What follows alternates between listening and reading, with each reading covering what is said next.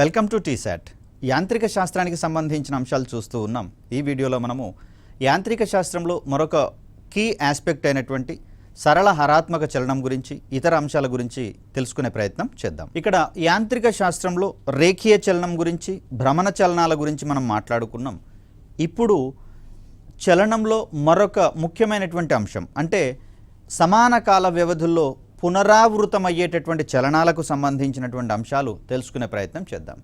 ఇక్కడ భ్రమణ చలనంలో కూడా ఆవర్తన చలనం అనేది కనిపిస్తూ ఉంటుంది. అంటే ఒక నిర్దిష్ట కాల పరిధి తర్వాత పరిభ్రమణం పూర్తయిన తర్వాత లేదా భ్రమణం పూర్తయిన తర్వాత మళ్ళీ అదే భ్రమణము పరిభ్రమణము స్టార్ట్ కావడం అనేది చూస్తాం. సో అక్కడ పూర్తి భ్రమణము పూర్తి పరిభ్రమణాలు కనిపిస్తూ ఉంటే ఇక్కడ మనం చూడాల్సింది డోలన చలనము లేదా కంపన చలనాలు అంటాం. ఇక్కడ కూడా ఆవర్తన చలనం మాదిరిగానే కనిపిస్తుంది, కానీ ఇది కంప్లీట్గా భ్రమణ చలనం కాదు. భ్రమణ చలనంలో ఒక పార్ట్గా దీన్ని మనం అధ్యయనం చేస్తాం. సమాన కాల వ్యవధుల్లో ఒకే పథాన్ని అనుసరించేటటువంటి ఏ చలనాన్నైనా సరే ఆవర్తన చలనము అని చెప్పేసి అంటాం. అంటే అక్కడ పునరావృతం అయ్యేటటువంటి అవకాశాలు ఉన్నాయి.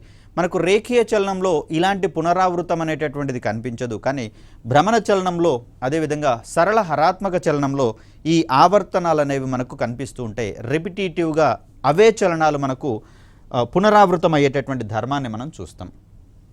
ఆవర్తన చలనంలో ఉన్న వస్తువు ముందుకు వెనక్కు ఒకే మార్గంలో ప్రయాణిస్తూ ఉంటే దానినే మనము ఆసిలేటింగ్ మోషన్ అని చెప్పేసి కానీ లేదా డోలన చలనం అనేటటువంటి అంశాలుగా వీటిని మనం చెప్తాం. కంపన చలనము లేదా డోలన చలనంగా దీన్ని మనం చెప్తాం. ఇది ఆవర్తన చలనంలో ఒక ప్రత్యేకమైనటువంటి అంశంగా మనకు కనిపిస్తూ ఉంటుంది. ఇక్కడ చూడండి, ఉయ్యాలలో పాపాయిని వేసి ఊపేటటువంటి క్రమంలో దాని యొక్క చలనాలు కూడా రెగ్యులర్ ఇంటర్వెల్స్లో రెండు బిందువుల మధ్య అటు ఇటు కంపించేటటువంటి చలనం మనందరికీ తెలిసిందే. మరి దీన్ని కూడా మనము ఆవర్తన చలనము లేదా కంపన చలనము లేదా డోలన చలనానికి ఉదాహరణగా మనం చెప్పుకోవచ్చు.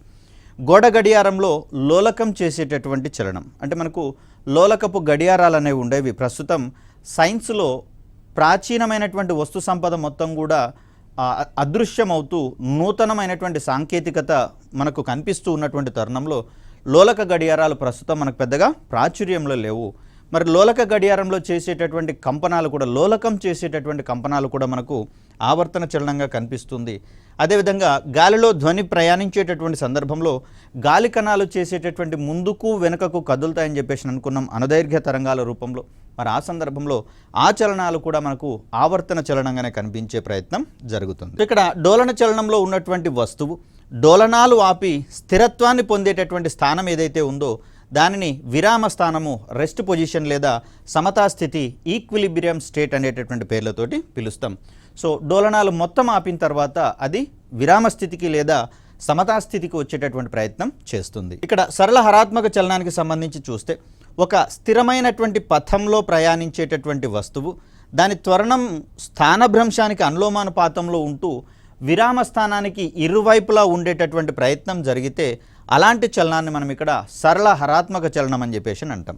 మరి దీనికి సంబంధించినటువంటి ప్రయోగాలను అధ్యయనాలను చేసినటువంటి వ్యక్తిగా మనకు గెలీలీ కనిపిస్తారు.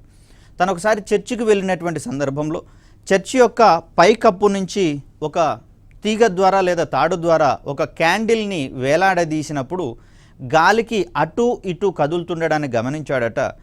ఈ చలనం ఏదో ప్రత్యేకంగా ఉంది అనేటటువంటి ధోరణిలో మరికొన్ని అధ్యయనాలు చేసిన తర్వాత ఆ రకమైనటువంటి చలనానికి తను సరళ హరాత్మక చలనం అని చెప్పేసి పేరు పెట్టడం జరిగింది. మరి దీనికి సంబంధించి అనేకమైనటువంటి దృగ్విషయాలు ప్రకృతిలో సంభవిస్తున్నటువంటి పరిస్థితులలో వాటిని గురించి అధ్యయనం చేద్దాం. ఇక్కడ వస్తువు చేసేటటువంటి చలనాలన్నీ కూడా సరళ హరాత్మక చలనాలు కావు. దానికి కొన్ని ప్రత్యేకమైనటువంటి షరతులను అప్లై చేయాల్సి ఉంటుంది. కాబట్టి ఆ వస్తువు విరామ స్థానానికి రెండు వైపులా కంపన చలనంలో ఉండాల్సినటువంటి అవసరం ఉంటుంది. అంటే విరామ స్థానానికి ఒకవైపు మరియు విరామ స్థానానికి మరొక వైపు ఈ రెండు బిందువుల మధ్య అది ఆవర్తనంగా చలనం చేస్తూ ఉండాలి. త్వరణం దిశ ఎల్లప్పుడూ విరామ స్థానం వైపుకు ఉండాలి. అదేవిధంగా త్వరణం యొక్క పరిమాణము వస్తువు యొక్క స్థాన భ్రంశానికి అనులోమానుపాతంలో ఉండేటటువంటి ప్రయత్నం జరగాలి. ఫర్ ఎగ్జాంపుల్ చూడండి, ఇక్కడ ఏదైనా ఒక సపోర్ట్కి ఒక తీగ ద్వారా వేలాడదీయబడినటువంటి లోహపు గుండుని మనం ఇక్కడ చూస్తూ ఉన్నాం. సో దీన్నే మరో రకంగా లఘు లోలకము సింపుల్ పెండ్యులం అనేటటువంటి పదంతో చెప్తాం. సో ఎప్పుడైతే ఇది నిశ్చల స్థితిలో ఉందో దీన్ని మనము ఈక్విలిబ్రియం పాయింట్ లేదా విరామ స్థానము లేదా విరామ బిందువుగా మనం చెప్తాం, లేదా సమతా స్థితి కూడా దీన్నే మనం చెప్పే ప్రయత్నం చేస్తాం. సో ఇలాంటి సందర్భంలో దీనిని ఒకవైపుకి లాగి వదిలివేసినప్పుడు ఇక్కడ ఇది గరిష్టమైనటువంటి స్థానభ్రంశాన్ని పొందే బిందువు కాగా ఇక్కడ మరొక గరిష్టమైనటువంటి స్థానభ్రంశాన్ని పొందేటటువంటి బిందువుగా కనిపిస్తుంది. ఈ రెండు బిందువుల మధ్యనే ఈ లఘులోలకం అనేది ఆసిలేషన్స్ కంపనాలు లేదా డోలనాలు చేసేటటువంటి ప్రయత్నం చేస్తుంది. సో ఇక్కడ ఈ లఘులోలకం యొక్క త్వరణము ఏ అనేటటువంటిది ఎల్లప్పుడూ కూడా విరామ స్థానం వైపే ఉంటుంది. ఇక్కడి నుంచి వచ్చేటప్పుడు కూడా విరామ స్థానం వైపుకే దాని యొక్క త్వరణం అనేది ఉంటుంది. సో ఇలా ఈ రెండు బిందువుల మధ్య ఇది అటు ఇటు కదిలేటటువంటి సన్నివేశాన్ని మనం సరళ హరాత్మక చలనంగా మనం చూసుకునేటటువంటి ప్రయత్నం చేస్తాము. సో దీనికోసము ఈ కండిషన్స్ 3 కండిషన్స్ ఖచ్చితంగా అది సాటిస్ఫై చేయాల్సి ఉంటుంది. మనకు కొన్ని సందర్భాల్లో చూడండి, చెట్ల కొమ్మలు కూడా ఒక గాలికి నిర్దిష్టమైనటువంటి కదలికలు చేసేటటువంటి ప్రయత్నం జరుగుతుంది. వాటిని కూడా మనము అటు ఇటు కదులుతున్నటువంటి సందర్భంలో సరళ హరాత్మక చలనంగానే భావించాల్సి ఉంటుంది. మరి దీనికి సంబంధించినటువంటి కొన్ని ఎగ్జాంపుల్స్ని కనుక మనం గమనిస్తే, సరళ హరాత్మక చలనం అనేది డోలన చలనంలో ఆసిలేషన్స్ చేసేటటువంటి క్రమంలో ఇది కూడా ఒక ప్రత్యేకమైనటువంటి సందర్భంగా చూస్తాం. ఇక్కడ ఆవర్తన చలనంలో ఉన్న వస్తువు విరామ స్థానం నుండి పొందేటటువంటి గరిష్ట స్థానభ్రంశాన్ని కంపన పరిమితి అనేటటువంటి పదంతో చెప్తున్నాం. సో ఇక్కడ చూడండి, ఇది గరిష్ట స్థానం అనుకుంటున్నప్పుడు ఈ విరామ స్థితి నుంచి ఇక్కడి వరకు ఉన్నటువంటి ఈ దూరాన్ని మనము కంపన పరిమితిగా చెప్తాం. ఎందుకంటే ఇక్కడ ఈ బిందువుని దాటి లఘులోలకం ప్రయాణించజాలదు కాబట్టి దీన్నే మనము కంపన పరిమితికి సంబంధించినటువంటి అంశంగా చెప్తూ ఉన్నాం. దీని తర్వాత సరళ హరాత్మక చలనానికి ఉదాహరణలు, ఒక ఉయ్యాలను ఊపినటువంటి సందర్భంలో అంటే ఒక వైపుకి లాగి వదిలివేసినప్పుడు దానిలో కల్పించేటటువంటి రెగ్యులర్ ఆసిలేషన్స్ అన్నీ కూడా మనము సరళ హరాత్మక చలనానికి ఉదాహరణగా చెప్తాం. లోలకపు గడియారంలోని లోలకం చేసేటటువంటి చలనాలు కావచ్చు, కుట్టు మిషన్లో సూది కుట్టేటటువంటి క్రమంలో పైకి కిందికి చేసేటటువంటి చలనాలు కూడా రెగ్యులర్ ఇంటర్వెల్స్లో రిపీట్ అవుతూ ఉంటాయి కాబట్టి దాన్ని మనం ఇక్కడ సరళ హరాత్మక చలనంగా చెప్తాం. యు ఆకారపు నీటి గొట్టంలో ఇలాంటి ఒక యు ఆకారపు గొట్టాన్ని తీసుకొని దీంట్లో వాటర్ని కనుక పోసినట్లయితే ఈ వాటర్లో కదిలేటటువంటి కదలికలు కూడా మనకు సరళ హరాత్మక చలనాన్నే పోలి ఉంటాయి. ఒకవైపు కిందికి వస్తే మరోవైపు పైకి వస్తుంది. తిరిగి ఇదే నీటి మట్టం కిందికి దిగినప్పుడు ఇక్కడ ఉన్నటువంటి నీటి మట్టం పైకి కదలడం అనేది మనం చూస్తూ ఉంటాం. సో ఇలా ఎగువకు దిగువకు రెగ్యులర్ ఇంటర్వెల్స్లో జరుగుతూ ఉంటుంది కాబట్టి దీన్ని కూడా మనం సరళ హరాత్మక చలనం అంటాం. సరళ హరాత్మక చలనంలో ఉన్న వస్తువుకు గరిష్ట కంపన పరిమితి ఉన్న బిందువు వద్ద గరిష్ట గురుత్వాకర్షణ బలాలు, గరిష్ట స్థితిజ శక్తి మరియు గతిజ శక్తి అనేది శూన్యంగా ఉండేటటువంటి సందర్భాన్ని మనం గమనిస్తాం. సో ఇక్కడ ఇది సపోర్ట్ అని చెప్పేసి అనుకున్నప్పుడు ఇక్కడ నుంచి ఒక లఘులోలకం ఇలా ఉన్నటువంటి సందర్భంలో రైట్ ఇక్కడ మ్యాక్సిమం కంపన పరిమితి అనేది ఇక్కడ మనకు జరుగుతుంది. సో ఇక్కడ గరిష్ట స్థానభ్రంశాన్ని పొందినటువంటి సందర్భంలో దీన్ని మనం కంపన పరిమితి అనుకుంటున్నాం కదా. మరి ఇక్కడ గనక గమనిస్తే ఇటువైపు లాగేటటువంటి గురుత్వాకర్షణ బలాలు గరిష్టంగా ఉంటాయని, ఇది మ్యాక్సిమం పొజిషన్ కాబట్టి ఇక్కడ పొటెన్షియల్ ఎనర్జీ మాత్రమే ఉంటుంది. ఇక్కడ ఈ పాయింట్ ఆఫ్ వ్యూలో వేగం అనేది శూన్యం అవుతుంది కాబట్టి గతిజ శక్తి అనేది శూన్యంగా ఉంటుంది అనేటటువంటి అంశాన్ని ఇక్కడ మనం గుర్తుంచుకోవాలి. అదే ఇక్కడికి ఈ విరామ స్థానం దగ్గరకు వచ్చినప్పుడు కంపన చలనాలు చేసేటటువంటి సందర్భంలో దీని యొక్క స్థితిజ శక్తి శూన్యం అవుతుంది, గతిజ శక్తి గరిష్టంగా ఉండేటటువంటి ప్రయత్నం జరుగుతుంది. సో దీని తర్వాత అవతల వైపుకు వెళ్ళినప్పుడు అక్కడ కూడా మ్యాక్సిమం పాయింట్ని రీచ్ అయినటువంటి సందర్భంలో సేమ్ కండిషన్స్ అనేవి అప్లై అవుతాయి.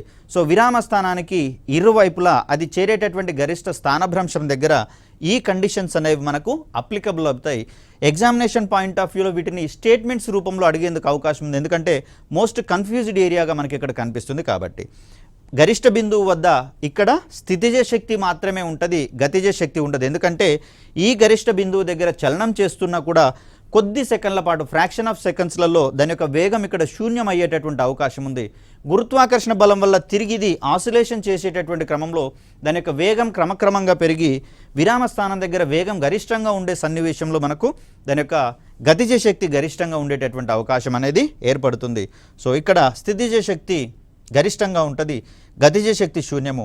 ఇక్కడ స్థితిజ శక్తి శూన్యంగా ఉంటుంది, గతిజ శక్తి గరిష్టంగా ఉండేటటువంటి అవకాశం ఏర్పడుతుంది. అలాగే చూద్దాం, సరళహరాత్మక చలనంలో ఉన్న వస్తువుకు విరామ స్థానం వద్ద కనిష్ట గురుత్వాకర్షణ బలాలు, గరిష్ట గతిజ శక్తి ఉంటుంది, మరియు కనిష్ట స్థితిజ శక్తి ఉండేటటువంటి అవకాశం ఉంది. ఎందుకంటే అక్కడ చలనంలో ఉండేటటువంటి క్రమంలో విరామ స్థానం దగ్గర దాని యొక్క వేగము గరిష్టంగా ఉండేటటువంటి అవకాశాలు ఉంటాయి. కాబట్టి ఈ రకమైనటువంటి సన్నివేశాలు మనం చూడవచ్చు.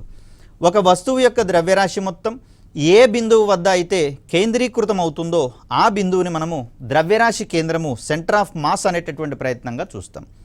కాబట్టి చూడండి, ఎత్తుగా ఉన్నటువంటి కొండల మీదకి ఎక్కే వ్యక్తులు నిటారుగా నిలువుగా నిలబడి ప్రయాణించడం కాకుండా వంగి ప్రయాణించేటటువంటి ధర్మాన్ని ప్రదర్శిస్తారు. ఎందుకు అంటే నిటారుగా నిలువుగా ఉన్నటువంటి సందర్భంలో వారి యొక్క ద్రవ్యరాశి కేంద్రము భూమి యొక్క ఉపరితలం నుంచి ఎత్తుకు పెరిగేటటువంటి అవకాశం ఉంది. మరలా ఎత్తుగా గురుత్వ కేంద్రము లేదా ద్రవ్యరాశి కేంద్రాలను కనుక కలిగి ఉన్నట్లయితే ఆ వస్తువులకి స్థిరత్వం తక్కువగా ఉండి ఈజీగా పడిపోయేటందుకు అవకాశం అనేది ఏర్పడుతుంది. కాబట్టి చూడండి, నిలువుగా నిలబెట్టినటువంటి చాక్ పీస్ని ఈజీగా పడవేయచ్చు, కానీ అదే దొర్లుతూ ఉన్నటువంటి చాక్ పీస్ని పడవేయడానికి అక్కడ అవకాశం లేదు. ఎందుకంటే ఆల్రెడీ నేల మీద పడిపోయింది. కాబట్టి దాని యొక్క గురుత్వ కేంద్రము లేదా ద్రవ్యరాశి కేంద్రం అనేది భూమికి చాలా దగ్గరగా ఉంటున్నటువంటి పరిస్థితి. అదే దాన్ని కనుక నిలబెట్టినట్లయితే భూ ఉపరితలం నుంచి అది కొంత ఎత్తులో ద్రవ్యరాశి కేంద్రం అనేది ఉంటుంది. కాబట్టి ఈజీగా దాన్ని పడవేయడానికి అవకాశం అనేది ఏర్పడుతుంది. సో ఇదొక ప్రత్యేకమైనటువంటి అంశంగా దీన్ని మనం చూస్తాం. సో ఇక్కడ గమనిస్తే ఒక వస్తువు యొక్క భారం మొత్తం ఏ బిందువు గుండా పనిచేస్తుందో ఆ బిందువును ఆ వస్తువు యొక్క గరిమనాభి లేదా గురుత్వ కేంద్రంగా మనం చెప్పుకునే ప్రయత్నం చేస్తాం. ఒక జామితీయ ఆకారాలలో క్రమాకార వస్తువు అని చెప్పేసి అని ఉంటుంది, క్రమరహిత వస్తువు అనేది ఉంటుంది. మోస్ట్ ప్రాబబ్లీ జామితీయ ఆకారాలన్నీ కూడా క్రమాకార వస్తువులుగా మనం చూస్తాం. ఒక సర్కిల్ని చూస్తే ఈ సర్కిల్ యొక్క జామితీయ కేంద్రం ఏదైతే ఉందో అదే దాని యొక్క గరిమనాభి లేదా గురుత్వ కేంద్రం దగ్గర ఉంటుంది. అంటే ఈ సర్కిల్ యొక్క ద్రవ్యరాశి మొత్తము ఈ కేంద్రం దగ్గరనే కేంద్రీకృతమై ఉంటుంది. ఒకవేళ దీన్ని మనం లిఫ్ట్ చేయాలి అంటే ఈ ద్రవ్యరాశి కేంద్రాన్ని ఆధారంగా చేసుకొని పైకి గనక లేపగలిగితే అది సులభంగా పైకి లేచేటటువంటి ప్రయత్నం జరుగుతుంది. ఇక్కడ దీన్ని నిలువుగా ఉంచినప్పుడు చూడండి, భూమికి కొంచెం ఎత్తులో దీని యొక్క ద్రవ్యరాశి కేంద్రం అనేది కనిపిస్తూ ఉంది. అదే బోర్లించినటువంటి ఒక కాయిన్ని కనుక మనం గమనిస్తే దీని యొక్క ద్రవ్యరాశి కేంద్రం అనేది ఇక్కడ దీని యొక్క సెంటర్ దగ్గరనే మనకు కనిపిస్తుంది, కానీ భూమికి తక్కువ ఎత్తులో ఉండేటటువంటి అవకాశం ఉంది. ఇంకొక విషయం ఏంటంటే ఒక వస్తువు యొక్క ద్రవ్యరాశి కేంద్రం అనేది ఆ వస్తువు యొక్క జామితీయ కేంద్రంగా ఉంటుంది, కానీ పూర్తిగా ఆ వస్తువుకి చెంది ఉండవచ్చు, చెంది ఉండకపోవచ్చు.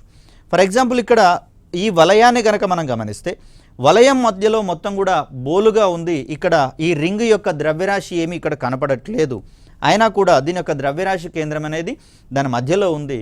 సో దాని యొక్క ద్రవ్యంతో నిమిత్తం లేకుండా ద్రవ్యరాశి కేంద్రం అనేది దాని యొక్క జామితీయ కేంద్రాల దగ్గర ఉండేటటువంటి అంశాన్ని ఇక్కడ మనం చూడవచ్చు. సో సర్క్యులర్ డిస్క్ అయితే ఇక్కడ సెంటర్ ఆఫ్ గ్రావిటీ దగ్గర దాని యొక్క ద్రవ్యం కూడా కనిపిస్తుంది, కానీ ఇక్కడ రింగ్ లాంటి దాన్ని కనుక మనం గమనిస్తే మధ్య ప్రాంతంలో ద్రవ్యం అనేది మనకి ఇక్కడ కనిపించట్లేదు. సో ద్రవ్యరాశి కేంద్రము ద్రవ్యంతో నిమిత్తం లేకుండా కూడా ఎగ్జిస్ట్ అయ్యేటందుకు అవకాశం ఉంది అనేటందుకు ఇదొక నిదర్శనంగా మనం చూస్తాం. క్రమాకార వస్తువుల ద్రవ్యరాశి మరియు గురుత్వ కేంద్రాలు వాటి యొక్క జామితీయ కేంద్రాలతో ఏకీభవించేటటువంటి అవకాశం ఉంది. ఇక్కడ ఒక రెక్టాంగిల్ని కనుక మనం గమనిస్తే దీని యొక్క ద్రవ్యరాశి కేంద్రం ఎక్కడుంటుంది అంటే దీని యొక్క కర్ణాలను పరస్పరం ఒకదానితో ఒకటి అనుసంధానం చేసినప్పుడు, ఎదురెదురు శీర్షాలను అనుసంధానం చేసినప్పుడు వీటి యొక్క డయాగ్నల్స్ యొక్క ఇంటర్సెక్టింగ్ పాయింట్ దగ్గర మనకు అది ఎగ్జిస్ట్ అవుతుంది. సో దీని యొక్క స్థిరత్వం అనేది ఈ బిందువు దగ్గర కేంద్రీకృతం అయి ఉంటుంది అనే విషయాన్ని గమనించాలి. అదేవిధంగా త్రిభుజానికి కావచ్చు, ఇక్కడ వృత్తానికి కావచ్చు, ఇది ఒక రింగ్ యొక్క మధ్య భాగంలో దాని యొక్క సెంటర్ ఆఫ్ గ్రావిటీ అనేది మనకి ఇక్కడ చూస్తుంది. వస్తువుల యొక్క స్థిరత్వాన్ని ఆపాదించడంలో సెంటర్ ఆఫ్ గ్రావిటీ యొక్క ప్రాధాన్యత చాలా ఎక్కువగా ఉన్నటువంటి అంశాన్ని ఇక్కడ మనం గమనించవచ్చు. మరి ఈ కోణంలో చూస్తే గరమనాభి తక్కువ ఎత్తులో ఉండేటటువంటి వస్తువులకు స్థిరత్వం అధికంగా ఉంటుంది. కాబట్టే స్పోర్ట్స్ కార్స్ అనేటటువంటివి ఎక్కువ ఎత్తులో ఉండకుండా భూమికి తక్కువ ఎత్తులో ఉండేటట్లుగా వాటిని డిజైన్ చేసుకోవడం అనేది జరుగుతుంది. నార్మల్ కార్లతో కంపేర్ చేస్తే చూడండి, స్పోర్ట్స్ కార్స్ యొక్క ఎత్తు చాలా తక్కువగా ఉండేటటువంటి అవకాశం ఉంది. కాబట్టి అవి ఎంత ఎక్కువ వేగంతో ప్రయాణించినా కూడా వాటి యొక్క స్థిరత్వానికి ఏ విధమైనటువంటి ఢోకా ఉండదు. అదేవిధంగా స్పోర్ట్స్ బైక్లకు సంబంధించి వెడల్పైన చిన్న చిన్న చక్రాలను బిగించి దాని యొక్క గర్మనాభి స్థానాన్ని ఎప్పుడూ కూడా తక్కువ ఎత్తులో, అంటే భూమి నుంచి తక్కువ ఎత్తులో ఉండేటటువంటి ప్రయత్నం చేపిస్తారు, స్థిరత్వాన్ని అధికంగా ఆపాదించడం కోసం. సో ఇక్కడ గరిమనాభి స్థానం ఎత్తు పెరిగే కొద్దీ వస్తువుల యొక్క స్థిరత్వం అనేది తగ్గుతూ ఉంటుంది. కాబట్టి చూడండి, ఉయ్యాల్లో పాపాయిని వేసినప్పుడు తను పడుకోనున్నంతసేపు ఉయ్యాలకు ఎలాంటి ప్రమాదం ఏర్పడదు, అందులో ఉన్న బిడ్డకు ఎలాంటి ఇబ్బంది కలగదు. ఒకవేళ అందులో ఉన్న పాపాయి గనక ఉయ్యాలలో లేచి నిలబడింది అనుకోండి, ఇమీడియట్గా ఉయ్యాల ఒకవైపు ఒరిగిపోవడం, పాపాయి కింద పడడం అనేది మనం చూస్తూ ఉంటాం. దీనికి రీజన్ ఏంటి అంటే పాపాయి పడుకున్నప్పుడు భూమికి తక్కువ ఎత్తులో ఆ ద్రవ్యరాశి కేంద్రం లేదా గురుత్వ కేంద్రం అనేది ఉంటుంది. ఎప్పుడైతే తను ఉయ్యాల్లో లేచి నిలబడడం అనేది జరుగుతుందో ఇమీడియట్గా ఆ గురుత్వ కేంద్రం యొక్క ఎత్తు పైకి జరగడం అనేది ప్రారంభమవుతుంది.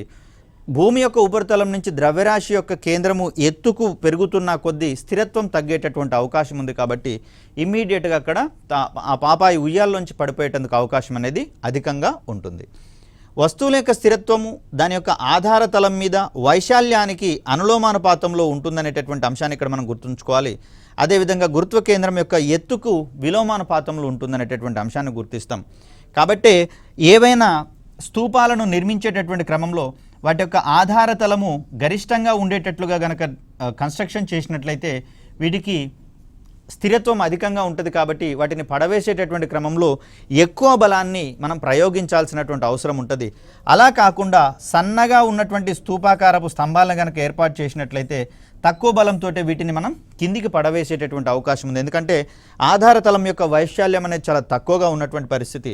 ఇక్కడికి వచ్చేసరికి ఆధారతలం యొక్క వైశాల్యం అధికంగా ఉంది కాబట్టి వీటికి స్థిరత్వం ఎక్కువ అని చెప్పి. అదేవిధంగా చూస్తే ఇక్కడ స్థిరత్వాలకు సంబంధించి లేదా నిశ్చల స్థితికి సంబంధించి 3 రకాలైనటువంటి నిశ్చల స్థితులను మనం పేర్కొనే ప్రయత్నం చేస్తాం.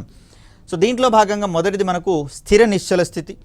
ఏదైనా ఒక వస్తువుపై బలాన్ని ప్రయోగించినప్పుడు దాని యొక్క స్థితి మారి బలాన్ని తొలగించిన తర్వాత తిరిగి యథాస్థానానికి గనక రాగలిగితే దాన్ని మనం స్థిర నిశ్చల స్థితిలో ఉందని చెప్పేసి అంటాం. మనకు ఈ మధ్యకాలంలో ఒక బాక్సింగ్ మిషన్ లాంటి దాంట్లో గట్టిగా కిక్ ఇచ్చిన తర్వాత అది వెనకకి వెళ్ళిపోయి తిరిగి యథాస్థానానికి రావడం అనేది జరుగుతుంది. సో దీనివల్ల మన పంచ్ యొక్క పవర్ ఎంత ఉందనేది క్యాల్కులేట్ చేయడం అనేది జరుగుతుంది. సామాజిక మాధ్యమాల్లో షార్ట్స్ రూపంలో, రీల్స్ రూపంలో రావడం అనేది జరుగుతుంది. సో ఆ పంచ్ ఇచ్చినటువంటి క్రమంలో అక్కడ ఉన్నటువంటి ఒక అమరిక వెనుకకు వెళ్ళిపోవడం జరుగుతుంది. దాని మీద ఎంత బలం ప్రయోగించబడిందో క్యాల్కులేట్ చేసిన తర్వాత తిరిగి అది యథాస్థానానికి రావడం అనేది జరుగుతుంది. సో అలాగే హిట్ మీ డాల్ అనేటటువంటి బొమ్మ కూడా మనం ఎంత గట్టిగా కొట్టినా కూడా అది దాని యొక్క స్థానాన్ని అటువైపు మార్చుకొని తిరిగి యథాస్థితికి రావడం అనేది మనం గమనిస్తూనే ఉన్నాం. ఇలాంటివన్నీ కూడా మనకు స్థిర నిశ్చల స్థితిలో ఉండేటటువంటి అంశాలుగా మనం చూస్తాం.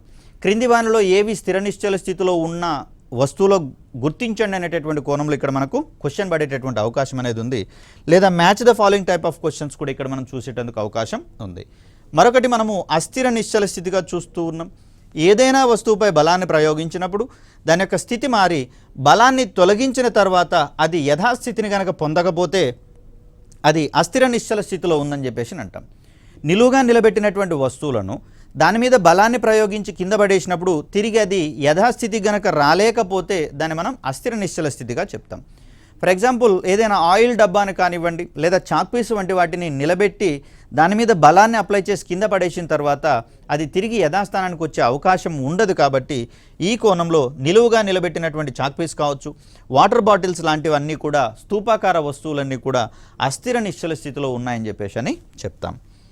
ఇక మరికొన్ని అంశాలు తటస్థ నిశ్చల స్థితి. ఒక వస్తువుపై బాహ్య బలాన్ని ప్రయోగించినప్పుడు దాని యొక్క స్థానంలో మార్పు వచ్చి దాని సమతా స్థితిలో గనక మార్పు లేకపోతే అది తటస్థ నిశ్చల స్థితిలో ఉందని చెప్పేసి అని అంటాం. ఫర్ ఎగ్జాంపుల్ మనకు గోళీలు అనేవి తెలుసు. వీటిని మనము ఎంత బలాన్ని ప్రయోగించినా కూడా వీటి యొక్క గురుత్వ కేంద్రము ఎప్పుడు కూడా భూమికి సమానమైనటువంటి దూరంలో ఉంటుంది. అఫ్ కోర్స్ దీని మీద బలాన్ని ప్రయోగించినప్పుడు కొంత దూరం ప్రయాణించి నిశ్చల స్థితిని పొందుతుంది, కానీ దీని యొక్క ఆకారంలో ఎలాంటి మార్పు అనేది జరగదు. స్థానంలో మాత్రమే మార్పు జరిగేటటువంటి అవకాశం ఉంది. కాబట్టి అలాంటి పరిస్థితులలో గోళీలు కావచ్చు, బంతులు కావచ్చు, అదేవిధంగా రోడ్డు రోలర్ ఇవన్నీ కూడా తటస్థ నిశ్చల స్థితిలో ఉన్నట్లుగా మనం భావించాల్సి వస్తుంది. ఒక దృఢ వస్తువులో ఏదైనా ఒక బిందువు స్థిరీకరించబడి ఆ వస్తువుపై బలాన్ని ప్రయోగించినప్పుడు ఆ బిందువు ఆధారంగా వస్తువు తిరిగేటటువంటి దృగ్విషయాన్ని మనం బలభ్రామకము, టార్క్ అనేటటువంటి పదంగా చెప్తాం. సో ఇక్కడ చూడండి, ఒక స్క్రూని ఫిట్ చేయాల్సినటువంటి సందర్భంలో ఒక రెంచ్ లేదా స్పానర్ అనేటటువంటి దాన్ని దీనికి అమర్చి బలాన్ని ఎక్కడ ప్రయోగిస్తాము? ఈ స్క్రూ మీదనో లేకపోతే స్క్రూని పట్టుకున్న టార్క్ యొక్క ఈ పొజిషన్ దగ్గరనో మనం బలాన్ని ప్రయోగించము. దీని యొక్క చివరన బలాన్ని అప్లై చేసినప్పుడు ఈ బలం మొత్తం ఎక్కడ పనిచేస్తుంది అంటే స్క్రూ యొక్క సెంటర్ ఏదైతే ఉందో, కేంద్రం ఏదైతే ఉందో ఈ కేంద్రాన్ని ఆధారంగా చేసుకొని బలం పనిచేయడం అనేది మనం చూస్తూ ఉంటాం. అప్లై చేసిందేమో ఇక్కడ, బలం పనిచేసిందేమో స్క్రూ మీద, కానీ బలం పనిచేసేటటువంటి స్థానమేమో దాని యొక్క కేంద్రం మీద అనేది మనం ఇక్కడ అబ్జర్వ్ చేసుకోవాలి. అలాగే మడత బందుకు సంబంధించి కూడా మనం చూస్తాం. అంటే డోర్లను జాయింట్ చేసేటటువంటి క్రమంలో అక్కడ మనం బలాన్ని ఎక్కడ ప్రయోగిస్తామంటే డోర్ యొక్క చివర ప్రయోగిస్తాము. కానీ ఆ బలానికి సంబంధించినటువంటి పని ఎక్కడ జరుగుతుంది అంటే ఈ దర్వాజకు మరియు డోర్కు మధ్యలో ఉన్నటువంటి మడత బందు అనేటటువంటి దాని మీద అప్లై చేయబడడం ద్వారా మడత బందులో ఉన్నటువంటి ఆ రాడ్ని ఆధారంగా చేసుకొని అది జరిగేటటువంటి అటు ఇటు కదిలేటటువంటి పరిణామ క్రమాన్ని మనం చూస్తాం. దీన్నే మనం బల భ్రామకానికి సంబంధించినటువంటి అంశంగా మనం చూడవచ్చు. అదేవిధంగా ఓపెనర్ సహాయంతో బాటిల్ని మూత తీసేటటువంటి క్రమంలో బాటిల్ యొక్క అంటే ఇక్కడ కూల్ డ్రింక్ బాటిల్ యొక్క మూతలు మనం నేరుగా లాగడానికి ఇబ్బంది అవుతుంది కాబట్టి ఓపెనర్ ద్వారా ఓపెనర్ యొక్క హ్యాండిల్ చివరన మనం బలాన్ని ప్రయోగిస్తాం. కానీ బాటిల్ మూత యొక్క మధ్య ప్రాంతంలో ఈ బలం ప్రయోగించబడి మూత ఈజీగా ఓపెన్ అయ్యేటటువంటి పరిస్థితిని మనం చూస్తూ ఉన్నాం. ఇలాంటి దృగ్విషయాలన్నీ మనకు చాలా సహజంగా కనిపిస్తూ ఉంటాయి. వాటి వెనకాల ఉన్నటువంటి అంశంగా మనం బలభ్రామకాన్ని చూస్తాం. ఇక్కడ బలభ్రామకం అనేది ఎల్లప్పుడూ ఒక స్థిరమైనటువంటి బిందువు ఆధారంగా పనిచేస్తుంది కాబట్టి ఆ దిశలోనే మనం బలాన్ని ప్రయోగించాలి కాబట్టి దీన్ని మనం సదిశ రాశిగా చెప్తూ ఉంటాం. ప్రమాణాల విషయానికి వచ్చేసరికల్లా డైన్ సెంటీమీటర్ మరియు న్యూటన్ మీటర్లు అనేటటువంటివి మనకి ఇక్కడ ప్రమాణాలుగా కనిపిస్తున్నాయి. ఇక్కడ వస్తువు బలప్రయోగ బిందువు నుండి ఆధారానికి మధ్య గల దూరము మరియు ప్రయోగించిన బలం యొక్క పరిమాణాల లబ్ధాన్ని మనము బలభ్రామకం అనేటటువంటి పదంగా చెప్తూ ఉన్నాం. సో ఇక్కడ గనక గమనిస్తే మనం ఇక్కడ ఎఫ్బి అనేటటువంటి బలాన్ని ప్రయోగించినాం. తర్వాత ఇక్కడి నుంచి ఇక్కడి వరకు ఉన్నటువంటి డిస్టెన్స్ ఈ రెండిటి మధ్య యొక్క లబ్ధాన్నే మనం ఇక్కడ దీన్ని డిస్టెన్స్ ఆర్ అనుకుందాము ఇంటూ ఎఫ్బి అనేది బలం అయితే ఈ రెండిటి యొక్క లబ్ధమే మనకు బలభ్రామకం అనేటటువంటి అంశంగా చెప్తూ ఉన్నాం. సో దాని యొక్క పరిమాణాన్ని కొలవడానికి ఇది ఒక సూత్రంగా మనం చెప్పుకోవచ్చు. సో మరి బలభ్రామకం యొక్క అనువర్తనాలకు సంబంధించి చూస్తే నట్లు బోల్టులు బిగించడంలో స్పానర్లను వాడేటటువంటి క్రమంలో పనిచేసేటటువంటి అంశంగా మనం బలభ్రామకాన్ని చూస్తాం. సో స్పానర్ సహాయంతో తిప్పినప్పుడు స్పానర్తో పాటుగా నట్లు మరియు బోల్టులు కూడా ఈజీగా తిరిగేటటువంటి అవకాశాన్ని కలిగి ఉంటాయి. మడత బందు సహాయంతో తలుపులను సులువుగా మోయడం మరియు తెరవడం. ఇక్కడ మడత బందు నుంచి ఎంత దూరంగా మనం బలాన్ని అప్లై చేస్తే తలుపు మీద అంత ఎఫెక్టివ్గా అంత ఈజీగా తలుపులు తెరుచుకునేటటువంటి అవకాశం ఉంటుంది. అలా కాకుండా మడత బందు పక్కనే గనక మనం బలాన్ని అప్లై చేసినట్లయితే అక్కడ బలభ్రామకం యొక్క విలువ అనేది తక్కువ అయ్యేందుకు అవకాశం ఉంది. ఎందుకంటే బల ప్రయోగించిన దూరానికి ఆ బలం ప్రయోగించిన దూరము మరియు పనిచేసేటటువంటి బిందువు మధ్య గల దూరానికి ఉన్నటువంటి లబ్ధము చాలా తక్కువగా ఉండేందుకు అవకాశం ఉంది. దూరం తగ్గినప్పుడు దూరం ఎంత పెరిగితే ప్రోడక్ట్ విలువ అంత పెరుగుతుంది కాబట్టి అక్కడ ఈజీగా తలుపును తెరవాలి అంటే ఆ బలం పనిచేసేటటువంటి బిందువుకి సాధ్యమైనంత దూరంలో మనం తలుపు మీద బలాన్ని ప్రయోగించాల్సి వస్తుంది. అదేవిధంగా చూస్తే శీతల పానీయాల మూతలు తీయడానికి ఓపెనర్ను వాడడం అనేది కూడా బలభ్రామకానికి సంబంధించినటువంటి ఉదాహరణలుగా మనం చూస్తూ ఉంటాం. ఇక్కడ బలభ్రామక నియమానికి సంబంధించి చూస్తే ఒక తలంలోని ఏదైనా బిందువు వద్ద బలభ్రామకాల యొక్క బీజీయ మొత్తాలు సున్నాగా ఉండేటటువంటి అంశాన్ని ఇక్కడ మనం చూస్తాం.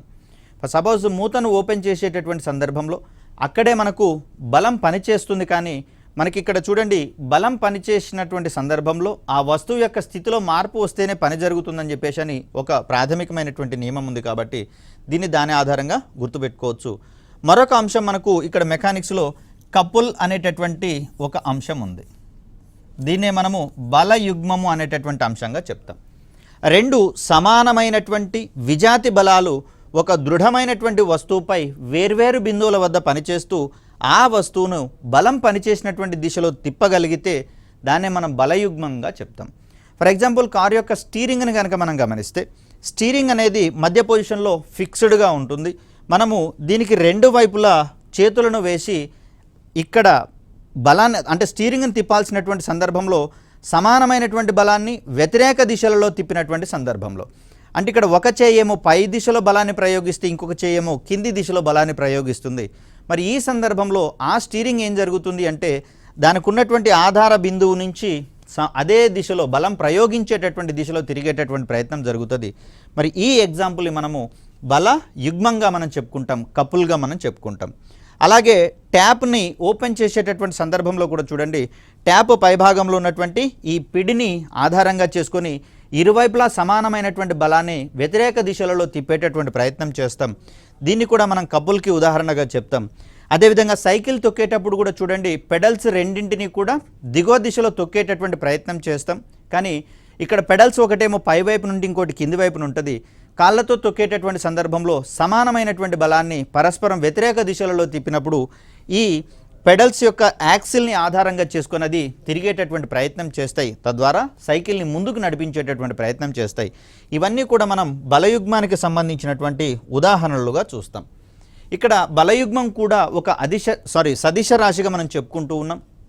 దీని యొక్క ప్రమాణాలు కూడా బలభ్రామకం యొక్క ప్రమాణాలలోనే వివరించే ప్రయత్నం చేస్తాం.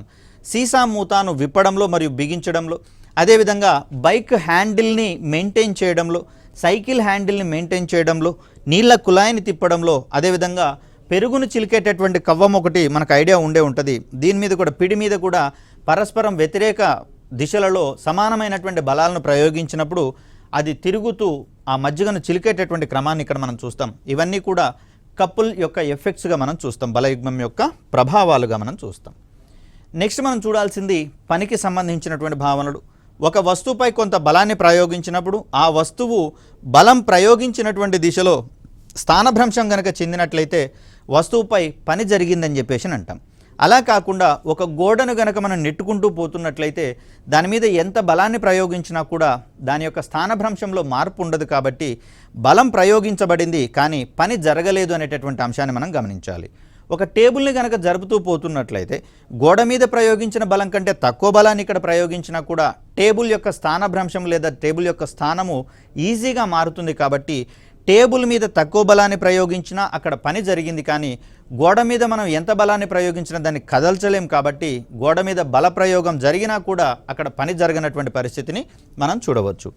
అంటే వస్తువు కొంత మేరకు కదలగలిగితే దాని మీద పనిచేసినటువంటి బలం ఏదైతే ఉందో దానివల్ల దాని స్థానభ్రంశం మారింది, కాబట్టి ఆ స్థితిలో అక్కడ పని జరిగిందని చెప్పి ఇక్కడ పని అనేది ఒక అదిశ రాశిగా కనిపిస్తూ ఉంటుంది. ఎందుకంటే ఏ దిశలో స్థానభ్రంశం చెందినా కూడా మనం దాన్ని పని జరిగినట్లుగానే భావిస్తాం. కాబట్టి దీని యొక్క ప్రమాణాల విషయానికి వచ్చేసరికల్లా జౌల్స్ అండ్ ఎర్గ్స్ వీటి యొక్క ప్రమాణాలుగా మనం చూస్తాం. ఒక వస్తువుపై ఒక డైన్ బలం ప్రయోగించినప్పుడు ఆ వస్తువు ప్రయోగించిన బలం దిశలో 1 సెంటీమీటర్ స్థానభ్రంశం కనుక పొందినట్లయితే ఆ వస్తువు మీద ఒక ఎర్గ్ పని జరిగినట్లుగా మనం చూస్తాం. అదేవిధంగా పవర్ అనేటటువంటి దాన్ని కనుక గమనిస్తే పని చేసేటటువంటి రేట్ ఆఫ్ వర్క్ డన్, దీన్నే మనము సామర్థ్యం అనేటటువంటి పేరుతోటి చెప్తాం. సామర్థ్యం కూడా ఒక అదిశ రాశిగా కనిపిస్తూ ఉంది. దీని యొక్క ప్రమాణాలను కనుక గమనిస్తే జౌల్స్ పర్ సెకండ్ లేదా ఎర్గ్స్ పర్ సెకండ్ అనేటటువంటి ప్రమాణాలలో సామర్థ్యానికి సంబంధించినటువంటి అంశాలను చూస్తాం. ఇక్కడ శక్తికి సంబంధించి చూస్తే పని చేయడానికి కావలసినటువంటి సామర్థ్యాన్ని మనం ఇక్కడ శక్తి అంటాము. శక్తి కూడా ఒక అదిశ రాశిగా కనిపిస్తూ ఉంది. దీనికి పనికి రెండు ఒకే రకమైనటువంటి ప్రమాణాలు మనకు కనిపిస్తూ ఉన్నాయి. సో వస్తువులు వాటి యొక్క స్థితి మరియు చలనం ఆధారంగా రెండు రకాలైనటువంటి శక్తులను కలిగి ఉంటాయి. వస్తువుకి దాని యొక్క స్థితి మరియు వేగం ఆధారంగా ఉండేటటువంటి శక్తులను మనము స్థితిజ శక్తి మరియు గతిజ శక్తిగా మనం చెప్తాం. స్థితిజ శక్తినేమో పొటెన్షియల్ ఎనర్జీ అని చెప్పేసి అంటాం. గతిజ శక్తినేమో కైనెటిక్ ఎనర్జీగా మనం పరిగణిస్తాం.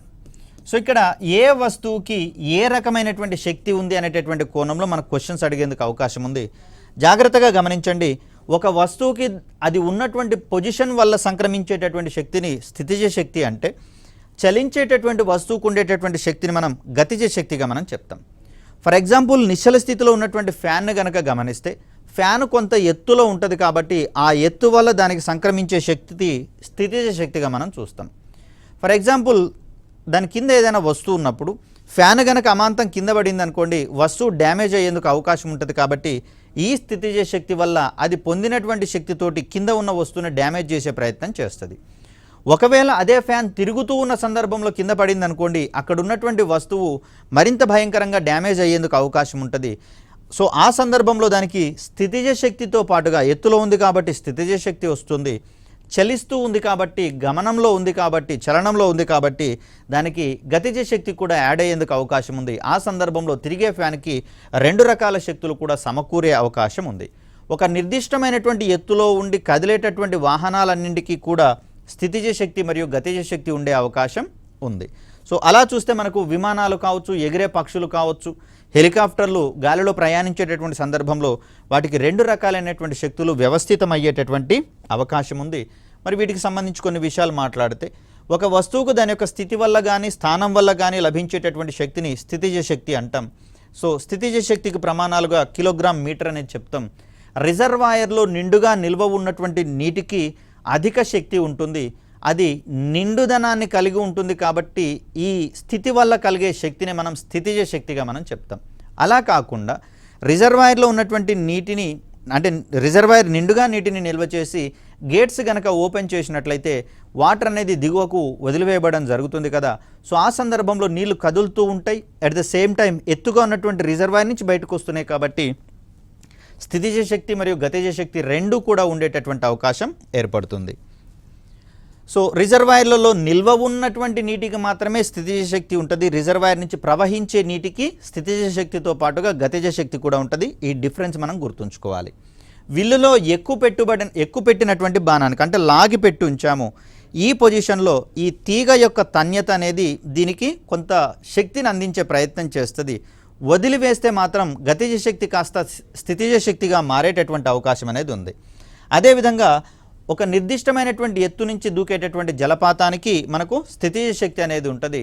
మొత్తంగా చెప్పాలి అంటే వస్తువుకి ఎత్తు వల్ల కావచ్చు, దాని యొక్క స్థానం వల్ల కావచ్చు లభించేటటువంటి శక్తిని స్థితిజ శక్తి అంటున్నాము. చలించేటటువంటి వస్తువులన్నింటికి ఉండేటటువంటి శక్తిని మనము గతిజ శక్తులుగా చెప్తున్నాం. వింటి నుంచి వెలువడినటువంటి బాణానికి స్థితిజ శక్తి ఉంటుంది. తుపాకీ నుంచి వెలువడినటువంటి తూటాకి కూడా స్థితిజ శక్తి అనేది ఉంటుంది. కానీ తుపాకీలో ఆ తూటాన్ని ఎక్కువ పెట్టినప్పుడు దానికి గతిజ శక్తి ఉంటుంది, తుపాకీ నుంచి వెలువడినప్పుడు అది స్థితిజ శక్తిగా మారేటటువంటి అవకాశం ఉంది. సో వింటి నుంచి వెలువడినటువంటి బాణానికి కావచ్చు, తుపాకీ నుంచి వెలువడినటువంటి తూటాలకు కావచ్చు గతిజ శక్తి అమాంతంగా ఉండేటటువంటి అవకాశం ఉంది. కాబట్టి వీటికి పెనిట్రేషన్ పవర్ అనేది అధికంగా ఉండేటటువంటి అవకాశం ఉంది. సో అలా చలించేటటువంటి వస్తువులకు ఉండేటటువంటి శక్తినేమో గతిజ శక్తిగా మనం చెప్పుకుంటున్నాం. అదేవిధంగా ఒక నిర్దిష్టమైనటువంటి ఎత్తులో ఉన్నటువంటి వస్తువులకు ఉండే శక్తిని మనము స్థితిజ శక్తిగా చెప్తూ ఉన్నాం. ఈ రెండిటికి ఉండేటటువంటి, ఒకవేళ ఒక వస్తువుకు రెండు శక్తులు కనుక ఉంటే దాన్ని మనం యాంత్రిక శక్తిగా చెప్తాం. అంటే ఒక నిర్దిష్ట ఎత్తులో చలించేటటువంటి అన్ని రకాల వస్తువులకి కూడా, వాహనాలకి కూడా యాంత్రిక శక్తి ఉందని చెప్పేసి అంటాం. కాబట్టి బైక్ మీద ప్రయాణించేటప్పుడు చూడండి, ఏదైనా కీటకాలు కనుక మనకు తగిలినప్పుడు ఎక్కువ పెయిన్ కలిగేటటువంటి అవకాశం ఉంది. అదే ఆ స్థితిలో కనుక లేకపోయినా, చలించకపోయినా కూడా అది మనకు కలగజేసేటటువంటి ఇంపాక్ట్ అనేది చాలా తక్కువగా ఉంటుంది. కాబట్టి ఇలాంటి అప్లికేషన్స్ని మనం సైంటిఫిక్ రీజన్స్తో కనుక ముడిపెట్టుకుంటూ చదవగలిగితే ఈ పాఠ్యాంశాల నుంచి మనం వెరీ ఈజీగా మార్క్స్ స్కోర్ చేసేటటువంటి అవకాశం ఉంది. రాబోయే వీడియోల్లో మరికొన్ని అంశాలు మాట్లాడుకునే ప్రయత్నం చేద్దాం. Thank you.